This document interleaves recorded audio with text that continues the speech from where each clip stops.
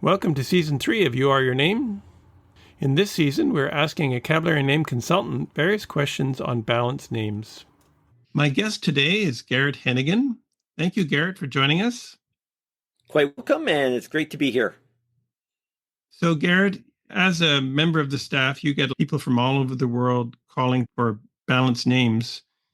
One of the questions you get is what we're going to cover today. My country doesn't allow a legal name change. What can I do? Well, that's a very good question, and it's an interesting challenge in today's world. There are many countries where a name change is a process done through various application forms, publications in newspapers, and it's, can take from 30 days to 90 days depending on where you live. But unfortunately, there are some countries which do not do a legal name change. And I just want to kind of clarify, saying a legal name change, we might just paraphrase that and say a formal name change, because there is no illegal name change, there's just a name change. And so to do it formally is what we're talking about, so that the different government departments know that you've changed his name.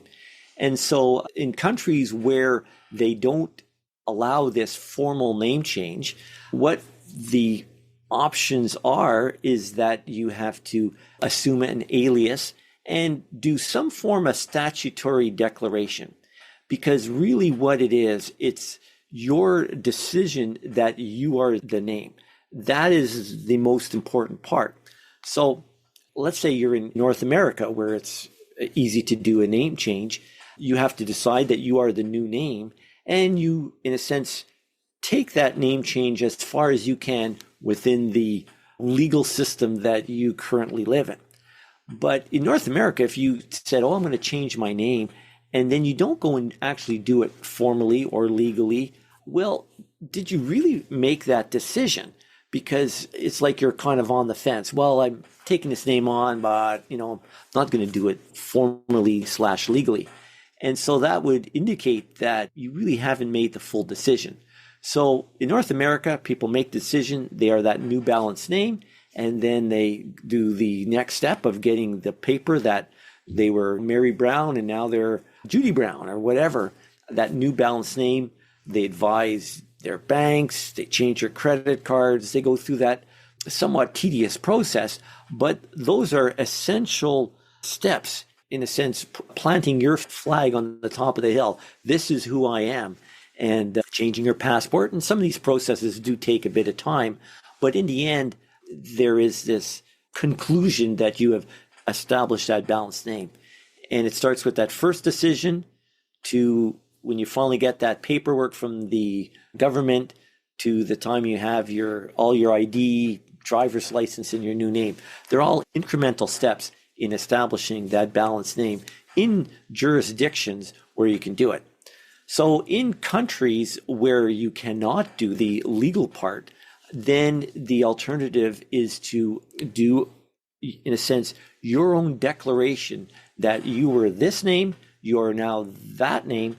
To summarize, you make the decision on that New Balance name, you establish it to the extent you can in the jurisdiction country that you're in. And that may be going through all the paperwork, getting all your ID, and you've established that name, and that's as far as you can do in many countries. If you cannot do that, the recommendation is to do some type of statutory declaration. It's like you're formalizing your name. You're, in a sense, announcing it to your friends. You might have to get it notarized or something like that, just to make it clear that you are that name. Now, if the government does not allow the changing of records, then you may have to deal with them and say, well, but you have formalized it to the degree that you can in your particular country or jurisdiction. Now, some countries will have some restrictions on what names you can choose. They'll say it has to be these specific names. Would the office work on that list and see which ones are balanced? Therefore, they can choose the best name of what they're able to work with? Yes, there are some countries where there are only certain names that you can pick, which again makes it more challenging. But the office staff and the specialists will work with you in those special cases to find the names that they will accept. Sometimes there can be the odd spelling change to one of their names, but it's a case by case basis.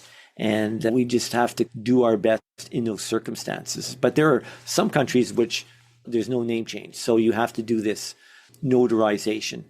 And also, even in North America, where it's easy to change a name, there may be some type of legal impediment that the person cannot change their name. They can be going through a divorce or some other legal procedure that they cannot do it at that exact time, or there's children involved.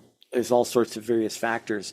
And again, as long as you're not using that as an excuse not to legally change your name, you've done as much as you can at the current time. And as time unfolds, you'll be able to do that formal name change. That's the important thing.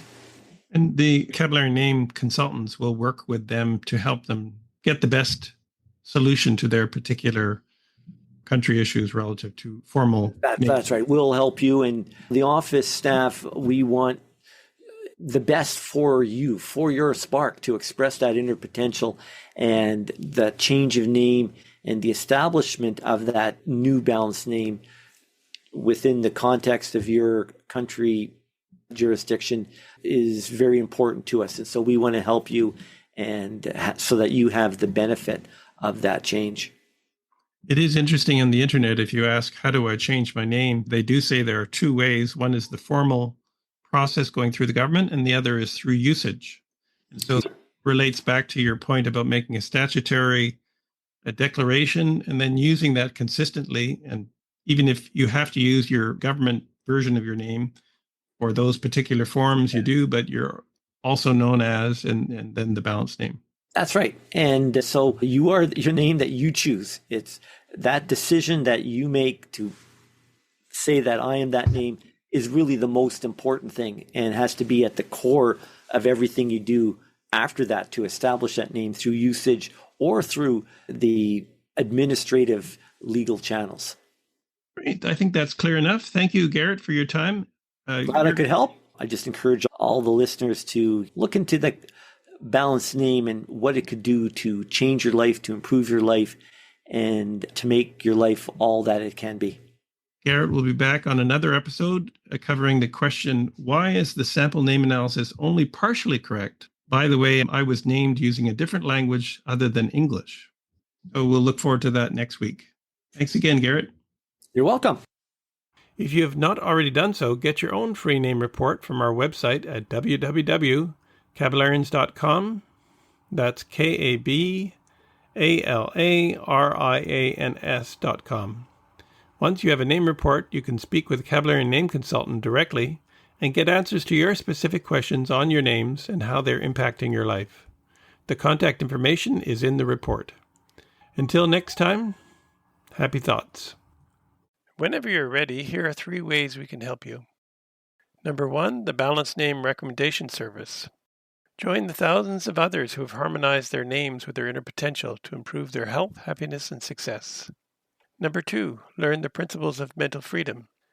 Participate in our online training program to gain the essential tools to create all the progressive changes you seek in your life. These proven truths will open up new perspectives and accelerate your attainment of health, happiness, and success.